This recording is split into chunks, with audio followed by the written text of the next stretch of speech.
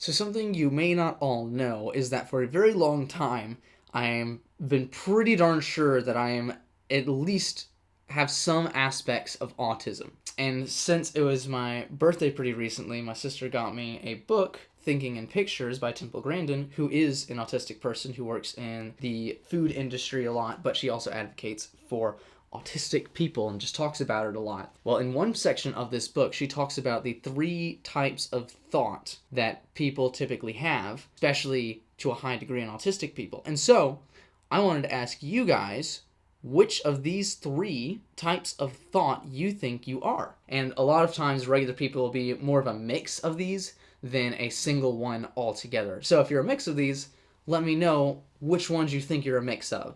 So starting off, she talks about visual thinkers. These are the people who think like her. They think in photographically specific images or in like video clips.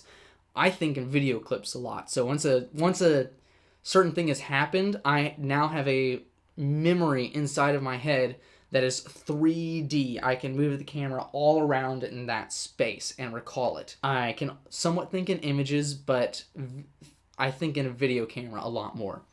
Their specificity of visual thinking. Some people can test run machines in their head just as if it was right there in front of them. Somebody historically who had this ability was someone like Tesla. He said no matter whether or not he thought of the machine in his head or it was tested in the lab, the result was always the same. She said in interviews with non-autistic visual thinkers indicated that they can only think in visual still images and not moving ones, and these images are not typically very specific. So if I said dog, the average person would think of just a basic still image of a basic dog. While if you told her dog, she would think of her childhood dog, the first one that she knows, and she'd be thinking of multiple different instances and be able to like fast forward and rewind those memories. She says that learning stuff like algebra and foreign language might be very difficult for visual thinkers, but learning stuff like trigonometry or geometry might be a lot easier because that math is dependent on a visual cue. And children who are visual thinkers will often be good at drawing and other arts and building things with toys such as Legos. Many children who are visual thinkers like maps, flags, and photographs, and visual thinkers are well suited to jobs in drafting, graphic design, training animals, auto mechanics, jewelry making, construction, and factory automation. Another reason why I think I fit a little bit into this visual thinker is because of the arts section, not the drawing, but just other types of arts. I really like those, and I like to think that I'm pretty good at them. Whether or not I am, we're pretty bad at objectively judging ourselves, aren't we? The second mind that she thinks of, which I don't think I am anything like this, is music and math thinkers. She says these people think in patterns. These people often excel at math, chess, and computer programming. Looking at you, Christian. Some of these individuals have explained to me that they see patterns and relationships, not necessarily images. As children, they may play music by ear and be interested in music. Music and math minds often have careers in computer programming, chemistry, statistics, engineering, music, and physics. Written language is not typically one of their greater strong suits. She says that written language is not typically required for a pattern thinker to function. Nothing that she talks about right there do I think I am anything like. But you might be a lot like that, and that is really cool. And note, these aren't 100% accurate. These are just like her talking about what she's experienced from people that she's talked to. So there's definitely a much larger spectrum of this than what she references here. She also talks about verbal logic thinkers.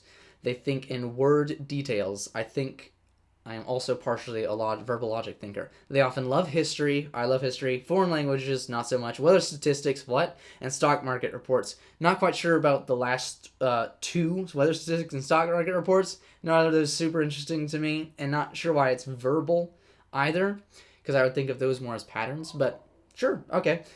If you like weather statistics and stock market reports, you might be on the verbal logic thinking. Verbal and logic thinkers are not typically visual thinkers, and they are often poor at drawing. I am very poor at drawing. And children with speech delays are more likely to become visual or music and math thinkers, but ones without it are typically verbal logic thinkers. Many of these individuals had no speech delays and have become word specialists. And they typically find careers in language translation, journalism, accounting, speech therapy, special education, library work, or financial analysis. So there's a lot more to verbal logic thinkers that she talks about just in these 3 short paragraph overviews. But I just wanted to go over the 3 short paragraph overviews. But yeah, I am like dead sure I'm a visual/verbal logic thinker, and I'm super interested to know what of these brain processes or thoughts, which one do you think you are and why? And if you've been interested in any of those career fields that she talks about you might being really good at, and were you interested in any of the things that she mentions a lot of these people are interested in? If so, let me know down in the comments below. Would love to hear what you guys have to say. And if you really like what I'm doing here, check out one of these other videos. I think I put the thumbnails on this side because I ask you another question, and whenever I get enough answers, I make part of the episode just be about talking about your guys' answers, because it's really cool to do this whole discussion stuff, right? Awesome. Can't wait to see you guys next week. Bye.